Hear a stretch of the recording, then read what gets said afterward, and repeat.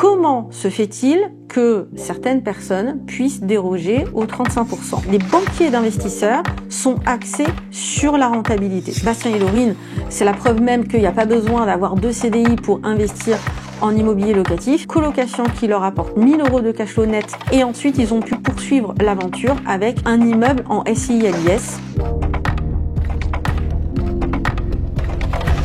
Comment obtenir un financement quand la banque dit non? C'est un gros sujet d'actualité parce que tout le monde semble bloqué par les 35%, en tout cas se pose la question de pouvoir enchaîner au-delà des 35% de taux d'endettement. Beaucoup de personnes se disent également que si on n'a pas le fameux CDI, on ne peut pas investir, ce qui est totalement faux. Moi, ce que je vois à la pratique depuis le temps que j'investis et depuis le temps que j'accompagne des personnes à pouvoir le faire, c'est qu'à partir du moment où il y a une stabilité professionnelle bien au-delà du CDI, on n'est pas obligé d'être en CDI pour être considéré comme stable professionnellement, on va y venir, et qu'on a au moins 10 000 € d'épargne, on peut trouver la possibilité d'avoir du financement. Je vais vous expliquer ça vraiment dans le détail. Qui je suis pour vous en parler? Pour ceux qui me connaissent pas, je suis Amal Castel. J'ai été avocate pendant de très nombreuses années, spécialiste du droit immobilier, puis juriste spécialiste de la matière.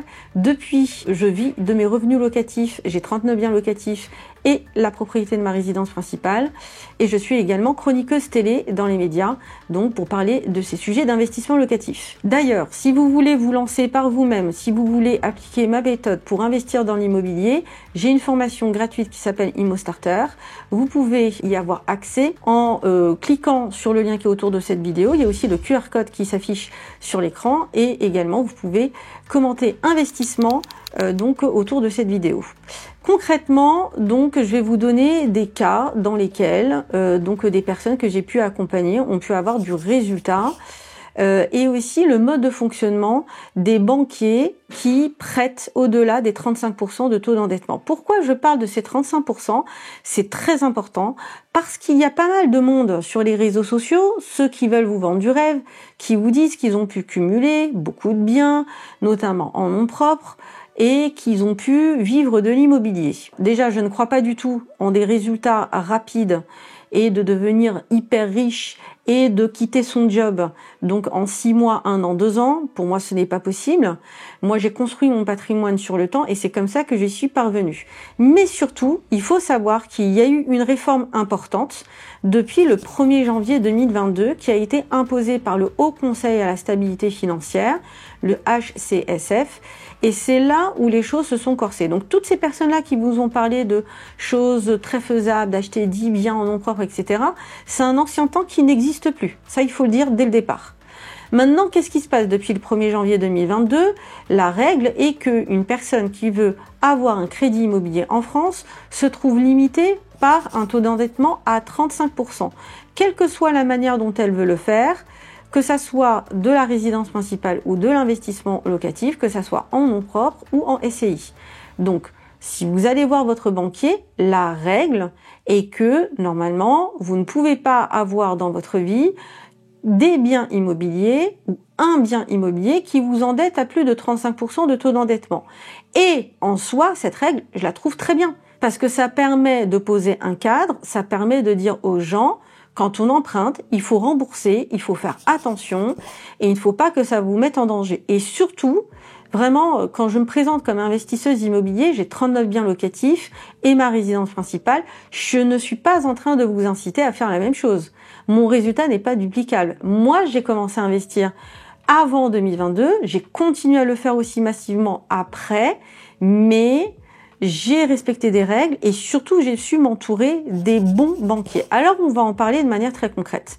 Comment se fait-il que certaines personnes puissent déroger aux 35%?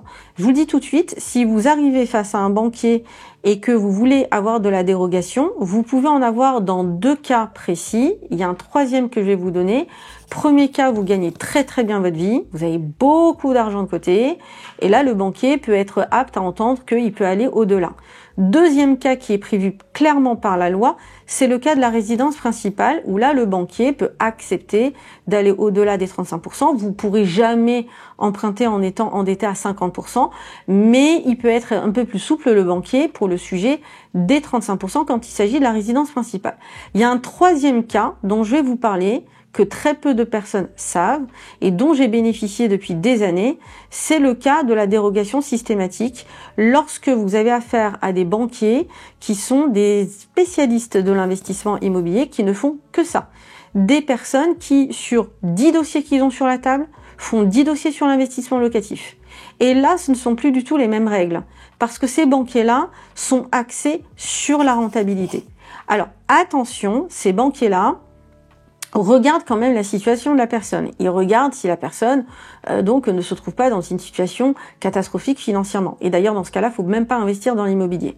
Mais je vais vous donner le cas concret de mes parents. Mes parents, à l'époque, quand ils ont voulu investir dans l'immobilier, ils avaient déjà plus de 60 ans.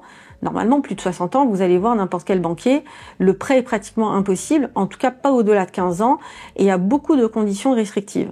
Avec un banquier investisseur avec lequel je travaille depuis des années, ils ont pu acheter 2 petits immeubles de rapport en 6 mois, mais parce que ce banquier-là considérait que le fait d'être à la retraite, c'était une sécurité financière pour la banque.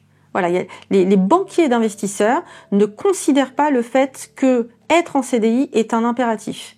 Une personne qui est chef d'entreprise avec 3 bons bilans, ça ira. Une personne qui est retraitée, ça ira parce que ça veut dire que la retraite, elle va tomber à vie et c'est beaucoup plus sécurisant pour une banque que quelqu'un qui a un CDI depuis même pas 2 mois, par exemple.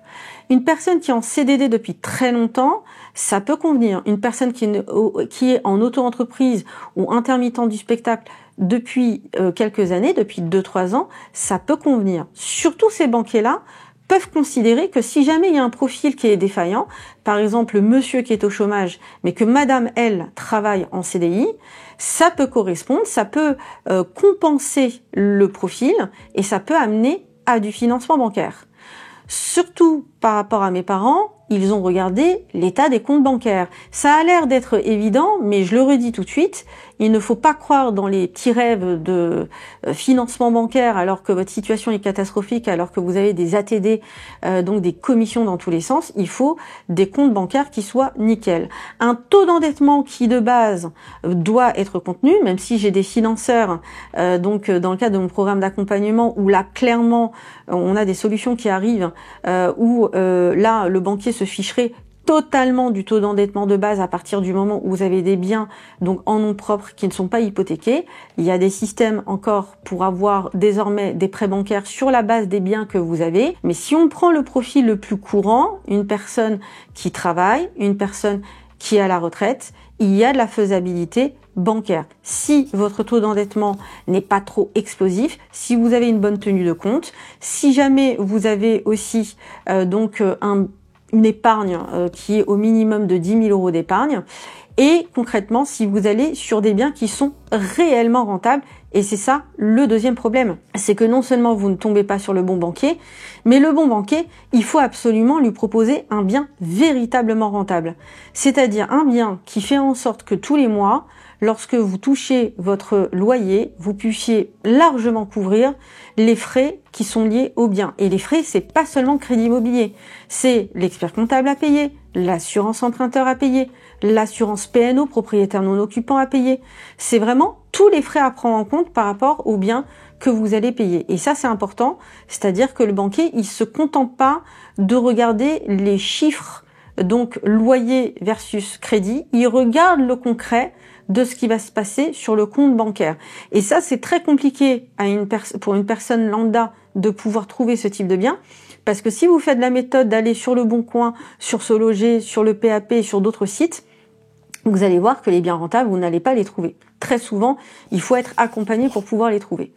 Concrètement, pour revenir à mes parents, ces derniers, malgré qu'ils ont la soixantaine passée, ont eu la possibilité d'avoir 2 immeubles et ils pourraient encore continuer à faire de l'investissement immobilier parce que on est passé par une banque qui considère qu'à partir du moment où le taux d'endettement est contenu en nom propre à hauteur de 40% de taux d'endettement, donc c'est même pas 35%, alors en société civile immobilière, ils pourraient enchaîner les biens jusqu'à un encours qui irait jusqu'à 1 500 000 euros, mais ils l'ont pas fait, ils se sont contentés de 2 immeubles pour un cumul de 300-350 000 euros d'encours.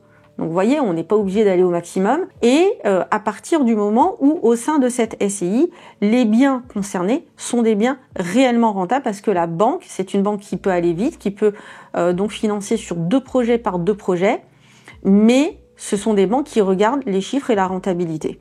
Donc là, on voit que la règle n'est pas la même qu'avec le banquier, on va dire classique, qui est formé plus pour prêter sur de la résidence principale, parfois accessoirement sur de l'investissement locatif, et qui va appliquer la règle des 35% parce que il n'y a pas cette spécialisation en investissement locatif où là les banquiers spécialistes regardent la rentabilité du bien et sont extrêmement exigeantes par rapport à ça, et elles ont bien raison parce que sinon vous allez vous construire un château de cartes. Je vais aussi vous donner l'exemple de Bastien et Laurine que j'ai pu accompagner.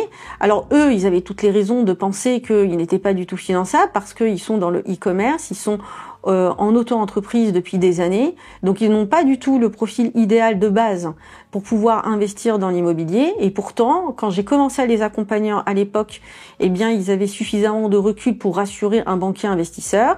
Ils avaient les conditions d'épargne que je vous ai citées, et ils avaient donc un taux d'endettement qui est déjà contenu, qui ne dépassait pas les 35-40%. Et donc, ils ont pu bénéficier de la possibilité d'aller investir sur une colocation qui leur apporte 1 000 € de cash flow net par mois en nom propre. Ils ont pu l'acheter en nom propre. Ils ont pu l'acheter avec un long différé de 2 ans, ce qui leur a permis de récupérer très largement l'apport qu'ils ont pu mettre. Parce qu'il y a des solutions de financement avec de l'apport et sans apport. Investir sans apport n'est d'ailleurs pas du tout forcément la meilleure solution parce que les taux d'intérêt sont un peu plus élevés. Il y a toujours un comparatif qu'on fait dans le cadre de mon programme d'accompagnement pour savoir quelle est la solution la plus maligne possible.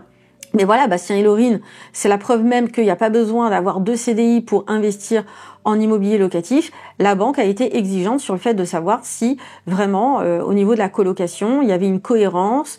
On va vraiment sur des détails très poussés. Quel type de baux vont être utilisés? Est-ce que ce sont des baux individuels ou collectifs?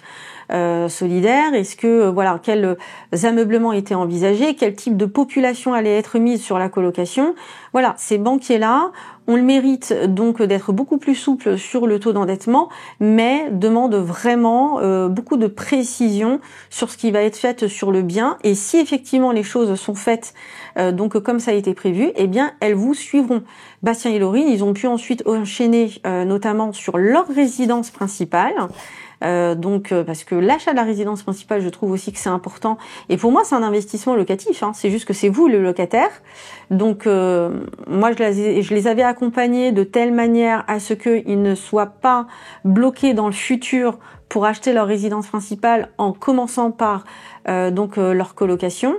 Et donc, preuve en est, après, ils ont construit leur vie de famille, ils ont eu 2 petits garçons, et c'était important pour eux de se garder de la réserve pour la résidence principale. On avait checké tout ça avec le banquier. Et ensuite, ils ont pu aussi poursuivre l'aventure avec un immeuble en SCI à l'IS, ce qui leur a permis d'encapsuler l'endettement sur une SCI où il n'y a pas de comptabilité de taux d'endettement, comme ce qui s'est fait pour mes parents, comme ce que j'ai pu avoir pour moi et comme ce que de nombreux adhérents du programme ont depuis qu'ils sont passés à l'action. Voilà pour ces éléments de réponse. Pour refaire un petit résumé, la situation personnelle, elle est importante, mais les banquiers investisseurs ont une vision très souple du sujet, parce que vous pouvez avoir une compensation de votre situation si jamais vous vous associez avec une personne qui a une situation stable. Donc si jamais vous regardez cette vidéo et que vous êtes en CDD ou au chômage, ou que vous êtes dans une situation où vous n'êtes pas stable professionnellement, vous pouvez, en vous associant avec une personne de confiance, idéalement, moi je dis la famille, mais il faut vraiment que ça soit une personne de confiance. Donc vous pouvez vous associer avec une personne, si elle est stable, qui va vous permettre ensuite de pouvoir obtenir du financement bancaire sur de l'investissement locatif. Mais encore faut-il avoir de l'épargne, encore faut-il aller sur les bons projets rentables, sur les bons projets qui ont de l'emplacement. Voilà, le bon projet pour moi, c'est pas juste les chiffres, c'est aussi pourquoi on veut le faire. Est-ce qu'on veut le garder longtemps, ce bien-là? Est-ce qu'on veut le transmettre pour les enfants? L'emplacement aussi, la qualité de l'emplacement, parce que n'oubliez pas qu'un bien, ça peut éventuellement un jour se revendre, et aussi, il faut pouvoir trouver les bons locataires. Si le sujet d'investir dans l'immobilier, c'est quelque chose qui vous intéresse et que vous voulez commencer à vous former gratuitement, pas à pas avec ma méthodologie, et bien pour terminer cette vidéo, vous pouvez très bien télécharger donc cette formation gratuite Immo Starter.